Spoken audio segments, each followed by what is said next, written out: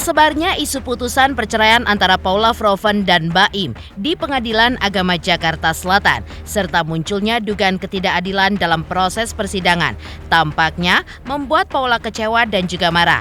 Atas dasar itu, Paula pun menempuh langkah hukum setelah lebih dulu melaporkan Hakim Pengadilan Agama ke Komisi Yudisial. Ia melalui kuasa hukumnya juga melayangkan laporan ke Badan Pengawas Mahkamah Agung. Lalu, seperti apa hasil dari langkah hukum yang telah diambil Paula kemarin? Bagaimanakah tanggapan dari pihak Baim terhadap tindakan dari Paula?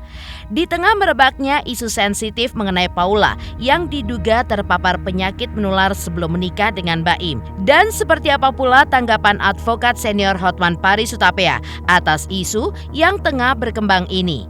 Pemirsa, bersama Intens Investigasi, kami hadirkan kabar terkini, terpercaya, dan teraktual. Tetapi sebelumnya, jangan lupa untuk like, subscribe, dan juga share channel YouTube ini.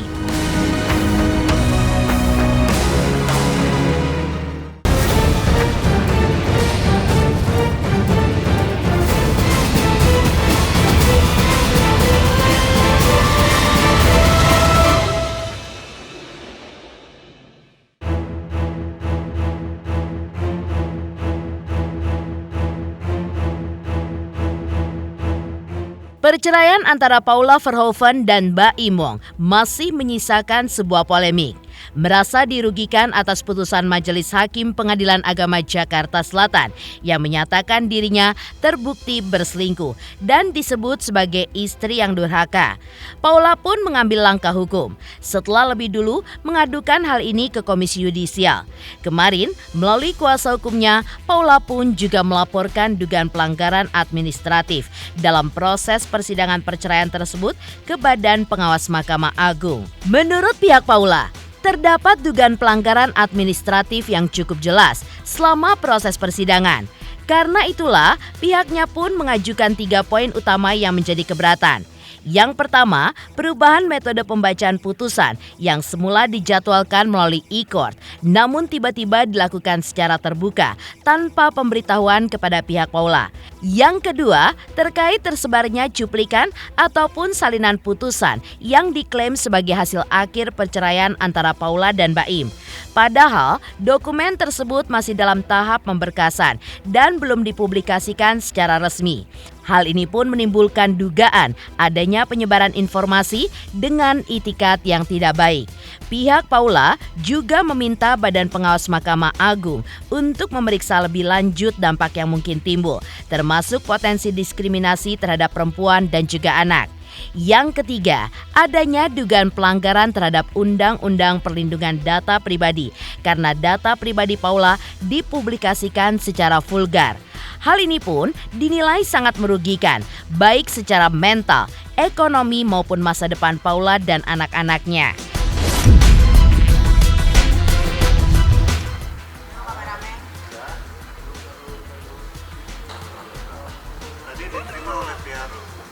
Bawas. Ini kami sudah melaporkan, ini yang kedua kalinya. Yang pertama kemarin Ibu Paula ke Komisi Yudisial dan hari ini kami ke Badan Pengawas MA. Pertanyaannya, kenapa kami ke Bawas MA? Berdasarkan hasil investigasi dan proses peradilan yang kami analisis bahwa ada dugaan pelanggaran administratif pengadilan yang sangat jelas dalam proses persidangan ini. Kami menduga ada 3 poin dalam dugaan pelanggaran administratif. Yang pertama, jadi sebenarnya teman-teman pada sidang bacaan putusan kami kuasa hukum Paula dan kuasa hukum Baim Wong dan majelis hakim menyepakati sidang pembacaan putusan itu dilakukan secara e-court. Jadi e-court itu adalah melalui sistem tertutup, gitu ya, melalui email dan seterusnya. Tapi kemudian pada pelaksanaannya Baim Wong dan kuasa hukumnya datang ke pengadilan pengadilan dan meminta majelis hakim untuk membukanya dan kemudian melakukan wawancara dengan media. Sementara kami sebagai kuasa dari Paula tidak diinformasikan terkait perubahan sistem persidangan. Dalam konteks hukum acara perdata itu melanggar ajas keseimbangan dan ajas untuk mendengar para pihak. Jadi kalau dalam konteks hukum perdata, setiap keputusan, setiap kesepakatan itu harus dilakukan oleh para pihak. Kami tidak diinformasikan perubahan dari ikut ke kemudian persidangan yang terbuka. Itu yang kami mintakan agar Bawas memeriksa pelanggaran administrasi peradilan ini agar juga tidak terulang dan menghormati setiap hak dari pemohon dan termohon. Kemudian isu yang kedua yang kami mintakan adalah terkait tersebarnya cuplikan atau putusan yang diklaim sebagai putusan perceraian Paula dan Baim.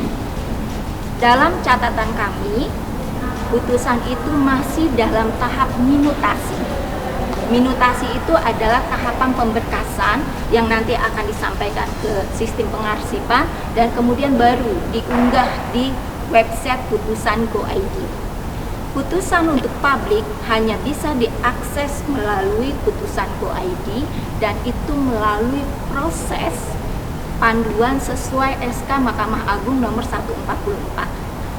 Namun kemudian ini tersebar sedemikian rupa dan kami menemukan ini dikonstruksikan untuk hal-hal dengan itikat yang tidak baik. Maka kami meminta Badan Pengawas untuk memeriksa ini putusan ini yang seharusnya belum sampai ke publik karena belum melalui proses pengunggahan di putusan Go.id, belum melalui panduan tata cara mengunggah gitu ya atau memproses sebuah putusan, tapi itu sudah dikonsumsi oleh publik dan yang utama adalah dampak yang bisa berpotensi diskriminasi terhadap perempuan dan anak.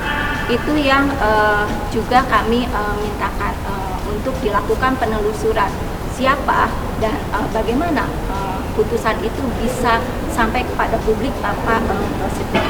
Yang ketiga, jangan lupa kita sudah punya undang-undang perlindungan data pribadi. Nah, pada titik itu kemudian hal-hal yang terkait data pribadi tidak bisa dipublikasikan. Kalau pun putusan pengadilan secara hukum tidak bisa dipublikasikan secara vulgar, tetapi harus ada proses anonimisasi. Namun ya tadi nampaknya pengadilan dan banyak pihak belum aware terhadap kasus ini.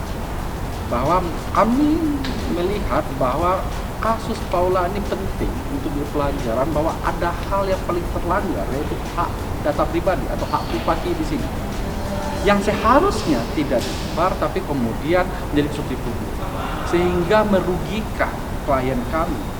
Bahkan ada tindakan-tindakan yang mempunyai etikat buruk dengan sengaja mengkonstruksikan ada hal-hal yang berkaitan dengan privasi klien kami sehingga itu merugikan hak azazi klien kami, sehingga juga berdampak tidak hanya mental, ekonomi, tetapi juga masa depan. Tidak hanya klien kami, tapi juga anak-anaknya.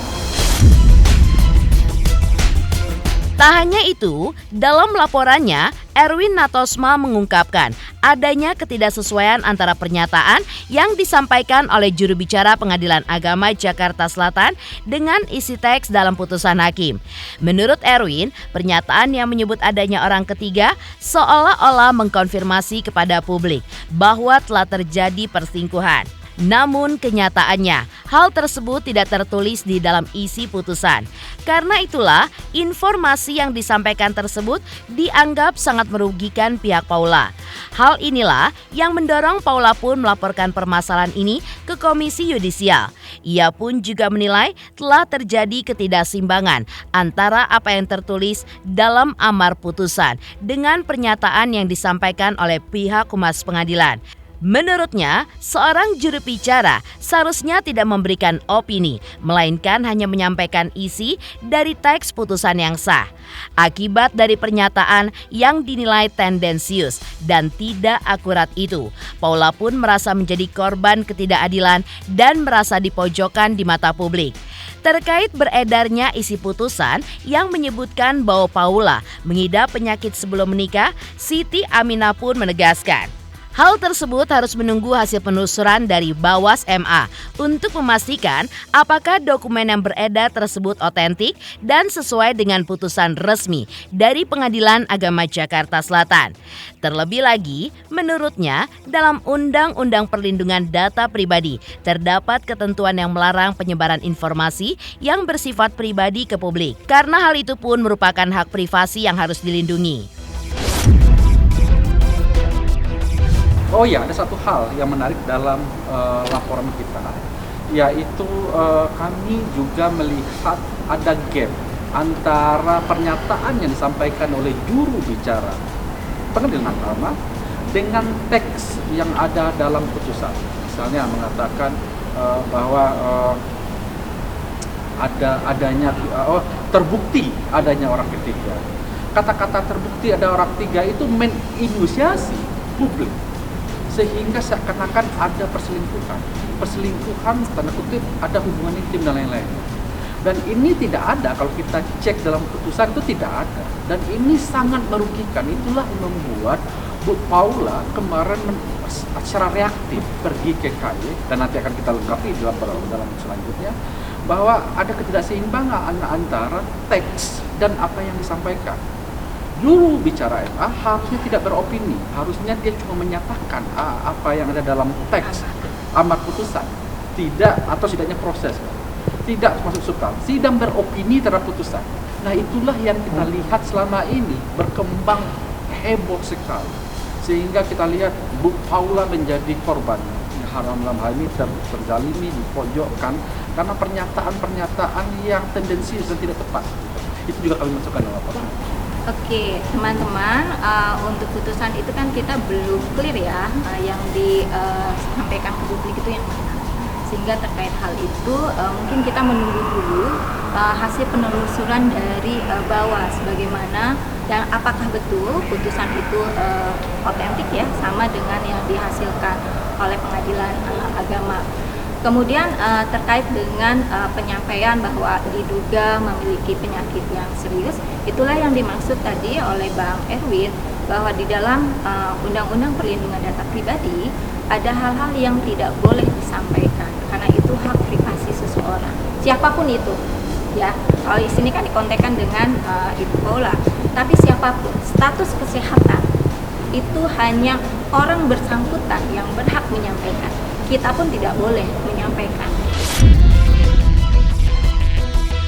Di sisi lain, kuasa hukum Baim, Fahmi Bahmid, juga membenarkan bahwa pihaknya yang mengajukan permohonan agar Baim diizinkan hadir dalam persidangan pembacaan putusan, meskipun proses persidangan dilakukan secara e-court. Pada saat itu, Baim pun juga hadir di ruang sidang atas inisiatifnya sendiri. Namun, pihak pengadilan pun memintanya untuk pulang. Terkait dengan penyebutan Paula sebagai istri durhaka atau nusyus, Fahmi pun menyatakan bahwa hal tersebut memang tertulis dalam dokumen putusan Majelis Hakim Pengadilan Agama Jakarta Selatan, tepatnya pada halaman 105. Dan menurutnya tidak ada pelanggaran yang dilakukan oleh Humas Pengadilan karena informasi yang disampaikan ke publik pun berasal dari isi putusan resmi pengadilan. Enggak, kalau ekot saya bisa jawab, memang saya yang mengajukan permohonan pada tanggal 9 April saya kirim surat ke Majelis Hakim meminta supaya Baim Wong dibolehkan hadir. Pada saat kita hadir di persidangan, silakan pulang lagi karena tetap dengan ekot. Ya sudah, kita pulang. Jadi itu datang bukan diundang tapi kemauan sendiri. Jadi nggak ada masalah. Karena itu adalah kemauan kita mengajak Baim untuk hadir, ingin mendengarkan langsung putusannya, bukan dengan cara menerima ekot. Tapi Majelis Hakim menyatakan, itu sesuai dengan peraturan harus dengan cara ekot. Ya sudah, kita disilakan pulang, dikasih mungkin 1-2 jam lagi, maksimal 3 jam putusan akan di-upload di Ekot. Tidak ada masalah jubir, karena itu yang menyampaikan jubir. Yang disampaikan itu ada di dalam putusan halaman 105 yang menyatakan memang Nusus itu adalah istri yang durhaka. Jadi nggak ada persoalan, jadi tidak ada yang dilanggar karena humas itu adalah menyampaikan apa yang ada dalam putusan. Ya, tapi kan membuat jadi polemik nih Bang. Kita tidak, itu adalah hukum. Hukum kalau putusannya seperti itu ya itu yang dibacakan. Ini bukan polemik, itu urusan lain Pak. Kalau hukum adalah hitam putih, kecuali tidak ada dalam putusan. Putusannya ada halaman 105 yang menyatakan Nusus itu adalah istri yang durhaka kepada suami. Fahmi Bahmid juga menanggapi bantahan Paula Verhoeven atas tuduhan terhadap dirinya bahwa ia terbukti melakukan perselingkuhan. Menurut kuasa hukum Baim, silakan Paula membantahnya, tapi hal itu pun sudah menjadi fakta di persidangan, di mana semua terungkap bahwa Paula pun terbukti berduaan dengan laki-laki yang bukan muhrimnya. Lebih lagi, apa yang disampaikan oleh pihak Humas Pengadilan Agama Jakarta Selatan terkait putusan atas perceraian Baim dan Paula bukanlah lagi polemik. Wajar saja kalau pihak Humas Pengadilan Agama menyampaikan hal itu ke publik, lantaran sesuai dengan surat keputusan Mahkamah Agung di tahun 2007, di mana demi keterbukaan informasi, maka putusan tingkat pertama harus disampaikan ke publik. Namun soal bocornya hasil putusan yang menyebutkan Paula terpapar penyakit menular sebelum ia menikah, Fahmi pun masih harus membacanya terlebih dahulu. Fahmi mengaku hanya menghafal putusan halaman 105 karena bagian itu pun mengungkapkan adanya pemahaman istri yang durhaka terhadap suami. Silakan membantah, yang jelas dari fakta-fakta di persidangan semua terungkap. Salah satunya adalah seorang laki-laki yang bukan muhrimnya berduaan dengan seorang wanita istri orang. Ya. Oke, Bang. Itu ditemukan. Siapa bilang, Anda tanya aja. Jubir boleh menyampaikan, itu adalah humas. Dia sesuai dengan surat keputusan Mahkamah Agung tahun 2007 yang menyatakan harus menyampaikan informasi, keterbukaan informasi, di mana dalam pasal 6 seingat saya itu menyatakan putusan pada tingkat pertama itu harus disampaikan. Tapi ada beberapa poin nama para pihak itu disamarkan. Tapi boleh disampaikan. Itu adalah surat keputusan Mahkamah Agung tahun 2007. Ini soal bocornya informasi yang terkait sakit keras Bang. Saya harus membaca dulu yang halaman berapa karena saya belum membawa putusan. Yang saya hafal itu halaman 105 yang selalu saya, karena itulah yang terungkap adanya pemahaman istri yang durhaka. Mengejutkan, langkah Paula melaporkan Hakim Pengadilan Agama Jakarta Selatan ke Bawas MA. Lantas seperti apa reaksi para artis pasca Paula diisukan terpapar penyakit menular sebelum menikah dengan Baim? Selamat untuk intens investigasi karena sudah mencapai 3 juta subscribers di YouTube. Sukses selalu dan all the best.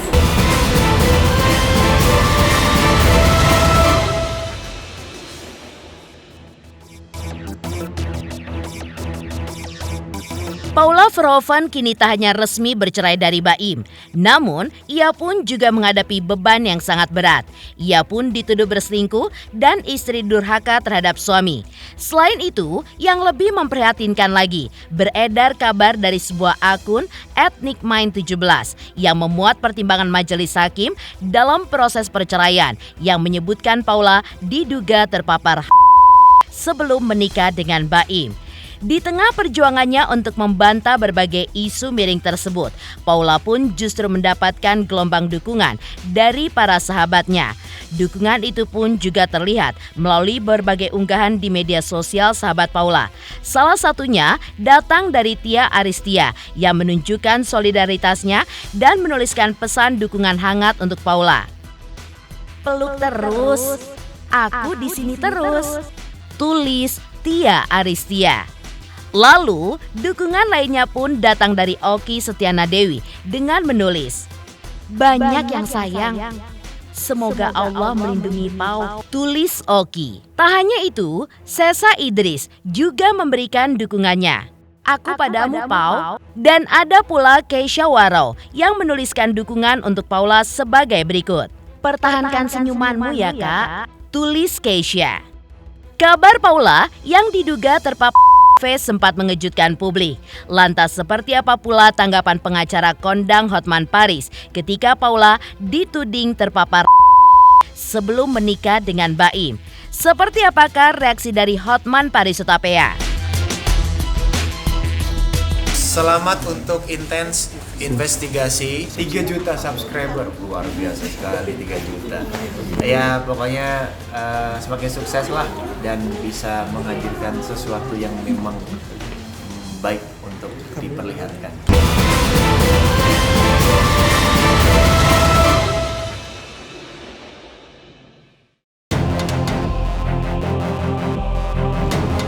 Hotman Paris akhirnya angkat bicara setelah beredar kabar Paula diduga terpapar sebelum menikah dengan Baim. Isu tersebut mencuat usai pasangan ini resmi bercerai.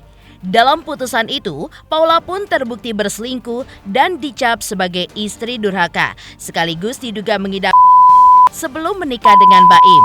Kabar ini pun diketahui melalui sebuah unggahan di akun media sosial @nickmind17 yang berjudul Bukti Perceraian Baim Paula. Dalam unggahan tersebut memuat beberapa poin dalam menjatuhkan putusan perceraian mereka yang konon tercantum di situs resmi pengadilan. Menanggapi isu tersebut, Hotman Paris pun memberikan nasihat hukum. Ia pun menyampaikan jika benar seorang istri terpapar, maka suami pun wajib menjalani pemeriksaan kesehatan untuk memastikan apakah juga ikut terinfeksi.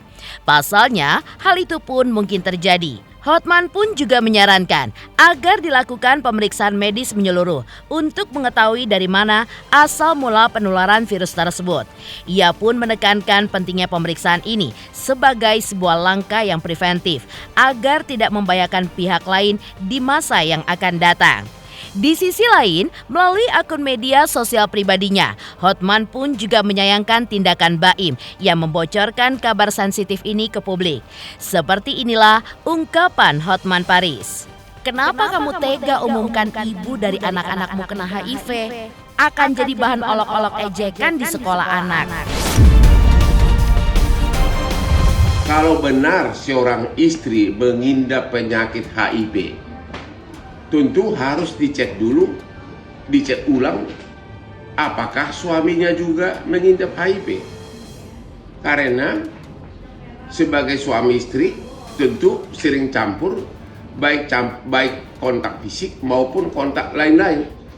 Jadi sekali lagi, jangan hanya menggosipkan tentang si orang istri yang kena HIV. Justru sangat penting segera diperiksa.